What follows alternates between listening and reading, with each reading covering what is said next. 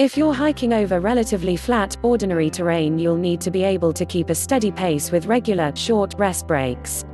Different types of terrain, such as steep or slippery slopes, creeks, or even higher altitude trails, make that very difficult, and your techniques need to adjust to match the situation. Slopes and higher altitude terrain. The biggest change when hiking uphill or at higher elevations is the amount of strain it takes to cover the same distance. Going uphill means you're fighting gravity, and it will take more energy to do so. At higher elevations, there is less oxygen in the air, and your heart will have to work harder to get the necessary oxygen to your body. These things need to be kept in mind when tackling these types of hikes. Monitor your heart rate to be sure you're not being overworked.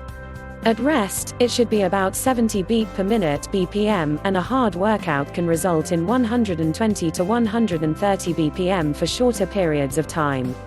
Ideally, you want to stay in the low to mid-range for the majority of your hike. If you allow your heart rate to get too high for too long, you could end up with high altitude syndrome, also known as acute mountain sickness. Rivers, lakes, and other water. Hiking in wet conditions can also require more energy, but it also means that you are more likely to get wet, which can lead to other problems including discomfort, blisters, and loss of body heat. Wearing the proper hiking gear is important in these environments. Make sure your boots are waterproof and high enough that they won't get completely submerged. It's also important to wear waterproof clothing and have a backpack that is waterproof to keep the gear, food, and other items you're carrying dry. When you come to a river, if there is an alternative to fording it, it's best to take that alternative.